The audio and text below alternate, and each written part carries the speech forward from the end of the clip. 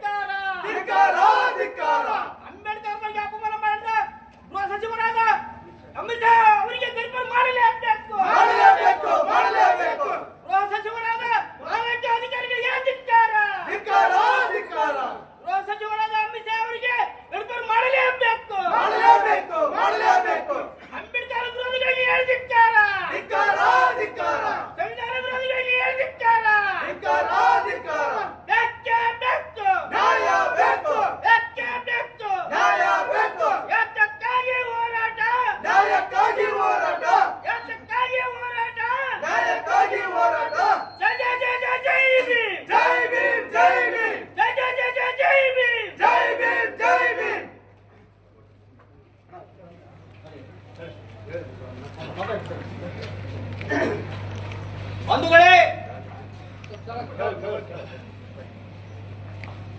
ನಮ್ಮ ಭಾರತ ದೇಶದ ಗೃಹ ಸಚಿವರಾದ ಅಮಿತ್ ಶಾ ಅವರು ನಮ್ಮ ಡಾಕ್ಟರ್ ಬಾಬಾ ಸಾಹೇಬ್ ಅಂಬೇಡ್ಕರ್ ಅವರ ಬಗ್ಗೆ ಸಂವಿಧಾನದಿಂದಲೇ ಅವರು ಮಂತ್ರಿ ಸ್ಥಾನ ಸಿಕ್ಕಿದ್ದು, ಮಂತ್ರಿ ಸ್ಥಾನ ತಗೊಂಡು ಅದರಿಂದ ತನಗೆ ಏನ್ ಬೇಕೆಲ್ಲ ಆರ್ಥಿಕದಲ್ಲಿ ಬಲಪಡಿಸಿಕೊಂಡು ನಮ್ಮ ಡಾಕ್ಟರ್ ಬಾಬಾ ಸಾಹೇಬ್ ಅಂಬೇಡ್ಕರ್ ಅವರಿಗೆ ಅಪಮಾನ ಮಾಡ್ತಿದ್ದಾರಲ್ಲ, ಇದು ನಾಚಿಕೆಯ ಸಂಗತಿ.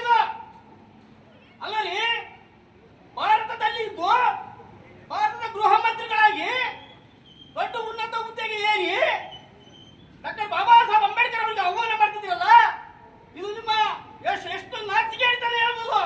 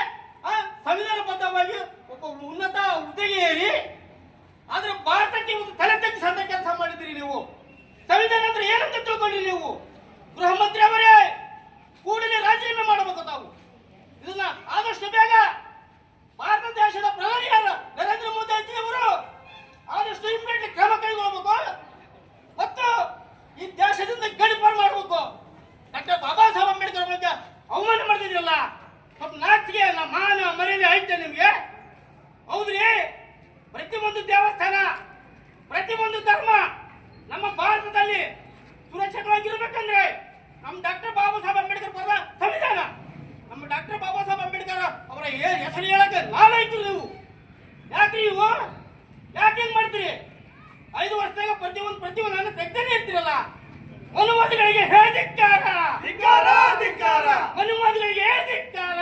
ಧಿಕ್ಕಾರ ಧಿಕ್ಕಾರ ಜೈ ಭೀಮ್, ಜೈ ಜೈ ಭೀಮ್, ಜೈ ಭೀಮ್, ಜೈ ಜೈ ಭೀಮ್. ಜೈ ಜೈ ಭೀಮ್, ಜೈ ಭೀಮ್. ಮತ್ತು ಇವತ್ತು ಭಾರತ ಪ್ರದೇಶದ ವತಿಯಿಂದ ಜಲಸಮಿತಿ ನಮ್ಮ ಗಂಗೋತಿ ತಹಶೀಲ್ದಾರ್ ಅವರ ನಮ್ಮ ಗ್ರೇಡ್ ತಹಶೀಲ್ದಾರ್ ಅವರ ಮುಖಾಂತರ ರಾಜ್ಯಪಾಲ ಅವರಿಗೆ ಮನವಿ ಮಾಡ್ತಿದ್ದೇವೆ. ಈ ಕೂಡಲೇ